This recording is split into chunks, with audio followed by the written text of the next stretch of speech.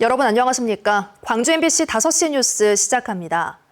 영호남 남해안권 철도망을 연결하는 보성 목포철도가 오늘 개통식을 갖고 내일부터 운행을 시작합니다. 보성 목포철도는 신보성역과 목포 임성역을 잇는 82.5km 구간으로 장흥과 강진, 해남과 영암 등 6개 역을 단선 전철로 연결했습니다. 목포에서 보성까지 운행 시간은 65분으로 지금보다 85분 줄어들고 부산까지는 4시간 40분이 걸립니다. 다만 보성 순천 구간의 전철화가 완성될 때까지는 고속열차가 투입되지 못하고 무궁화호와 새마을호가 하루 8차례 운행합니다. 광주 하남산단 지하수에서 1급 발암물질이 검출된 사실을 알고도 적절한 조치를 하지 않은 광주 광산구가 징계위원회에 업무 소홀이 확인된 공무원 4명을 징계해달라고 요구하기로 했습니다.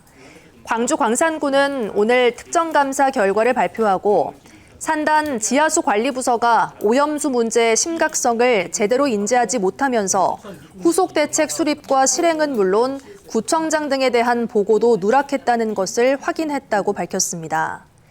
한편 문제의 지하수 관정 174곳을 전수조사한 광산구는 오염물질이 확인된 16곳에 대해 이용 중지 조치 등을 진행 중입니다. 어제 국회 본회의장 투 개표 과정에서 호남에선 불 안 나나라는 역대급 망언이 터져나와 파장이 일고 있습니다. 관련 발언은 어제 경북과 경남, 울산 초대형 산불 피해 구제 특별법 투개표 과정에서 얼굴이 알려지지 않은 여성 국회의원이 발언한 것으로 추정되고 있습니다.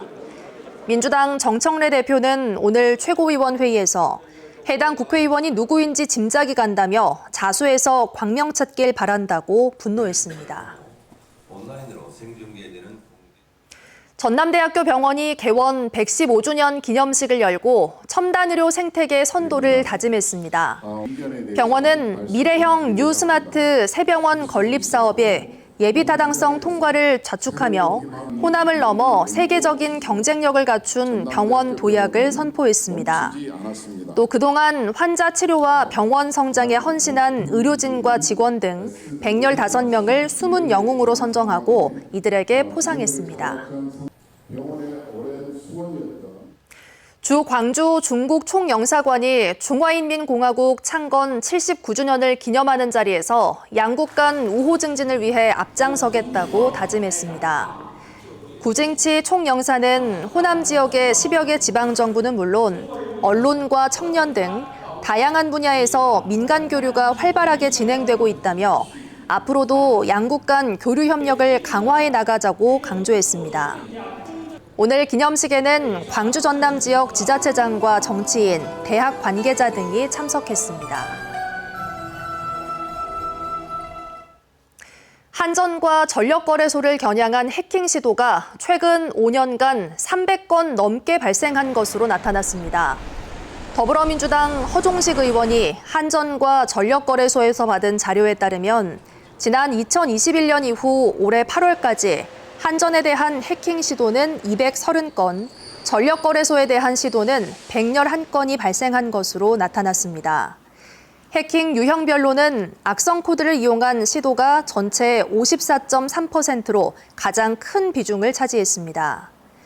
허 의원은 전력망은 단 한 번의 공격으로도 국가 전체가 흔들릴 수 있는 핵심 기반이라며 정부 차원의 종합적인 대응을 주문했습니다. 광주에 설립된 국가폭력 트라우마 센터가 예산 부족으로 개관 1년 만에 일부 프로그램 운영을 중단했습니다.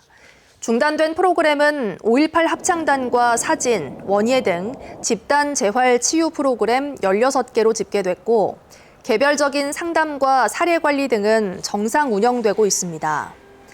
트라우마 센터는 광주시가 100% 국비로 운영비를 지원하라고 요구하며 올해 12 예산을 편성하지 않아 프로그램 일부를 중단했지만 내년부터는 관련 법 개정으로 국가 부담이 늘었기 때문에 운영을 재개할 계획이라고 밝혔습니다. 광주의 생활임금이 전국 17개 시도 가운데 가장 높게 책정된 것으로 나타났습니다. 더불어민주당 박정현 의원이 광역자치단체 생활임금 현황을 분석한 자료에 따르면 광주의 올해 생활임금은 시급 12,930원으로 17개 시도 가운데 가장 높았습니다.